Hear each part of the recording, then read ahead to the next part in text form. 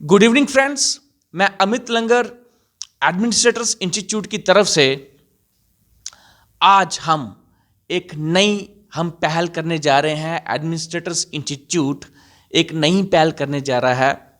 वो पहल क्या है? जो हमने देखा है, जो हमारा एक्सपीरियंस है कि मेजॉरिटी ऑफ द टीचर्स को सही तरीके से पढ़ाना नहीं आता। मेजॉरिटी ऑफ द टीचर्स को, if not all, majority of the teachers को सही तरीके से पढ़ाना नहीं आता है। तो एडमिनिस्ट्रेटर्स इंस्टीट्यूट ने यह प्रण किया है कि ये आगे वीडियोस, ये तो पहली वीडियो है, आगे भी वीडियोस होती रहेंगी और किस तरह पढ़ाना चाहिए स्टूडेंट्स को ये हम बताते रहेंगे।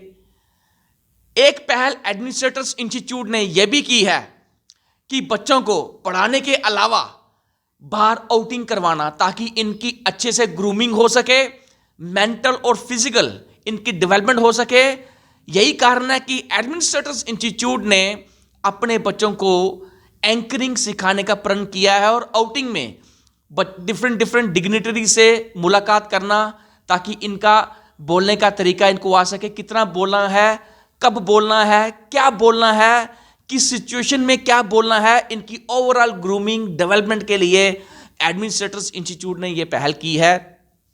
आज हम आपको यह बताएंगे, पहली वीडियो में, ये हमारी पहली वीडियो होगी और आगे भी ये होता रहेगा कि आखिर पढ़ाया कैसे जाए।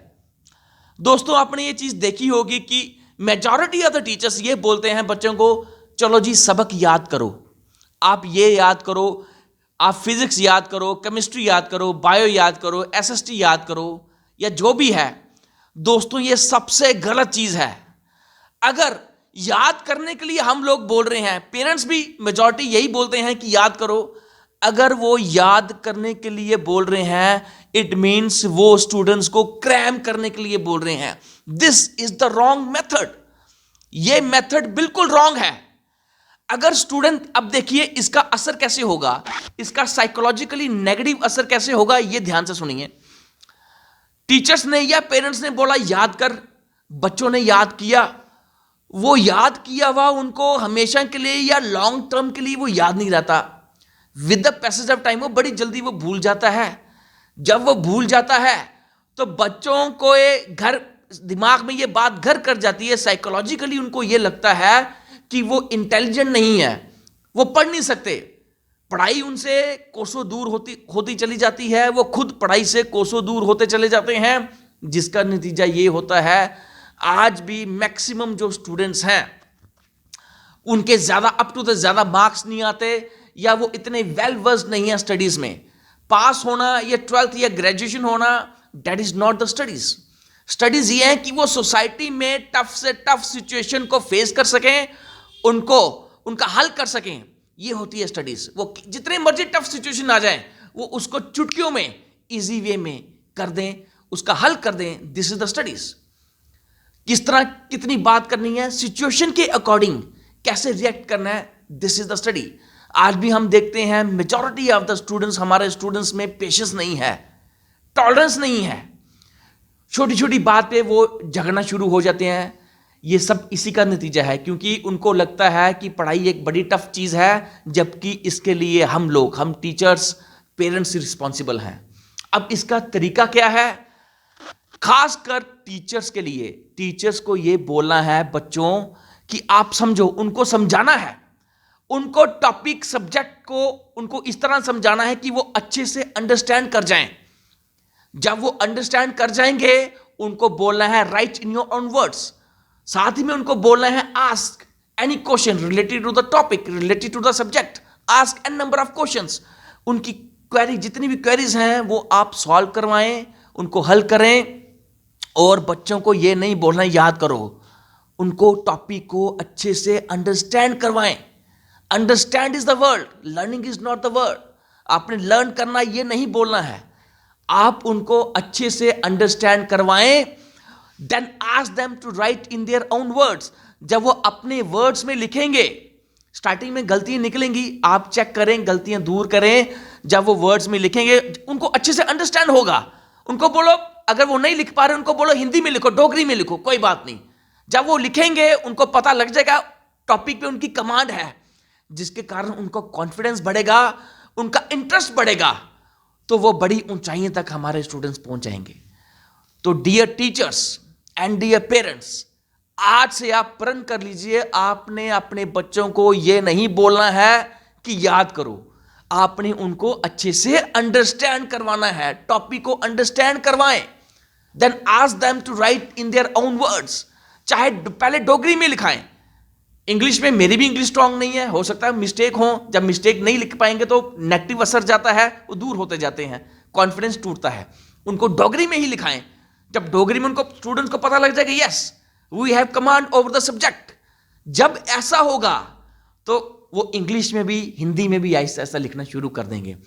तो डियर टीचर्स, डियर पेरेंट्स, इससे स्टूडेंट्स की मेंटल डेवलपमेंट बड़ी ज़्यादा होगी, जिसके कारण हम स्टूडेंट्स, जो हमारे स्टूडेंट्स हैं, क्योंकि स्टूडेंट्स हर एक देश का भविष्य होते हैं, हमारा देश बहुत ज़्यादा उज्जवल और एक अच्छे पावर, सुपर पावर, इसको बनने से कोई नहीं रोक सकता। हिंदुस्तान में बहुत ज़्यादा टैलेंट है। तो ये चीज़ आपने करनी है। और मैं और मेरी जो सहयोगी हैं मैम दिव्यांशी मैम, ये भी इसी तरीके से पढ़ा रही हैं, ये भी इसी चीज़ पे फोकस करती हैं कि बच्चों को सबसे पहले उनको टॉपिक को समझाया जाए, वेल वर्स करवाया जाए, then ask the students to write in their own words.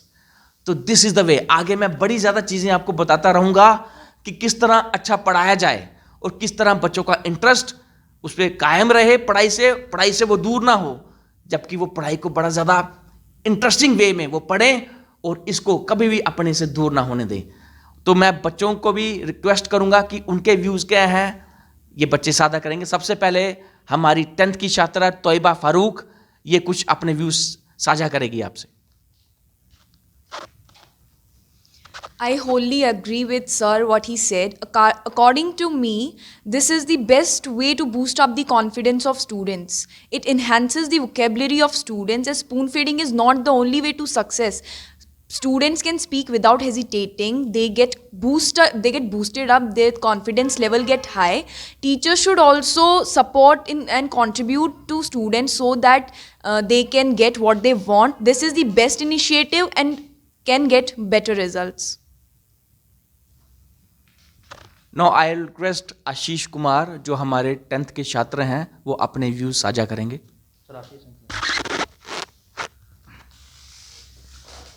सुप्रभात, मैं आशीष सिंह, कक्षा 10वीं का छात्र, एडमिनिस्ट्रेटर ग्रुप ऑफ इंस्टीट्यूट की तरफ से आज फिर से आया हूँ।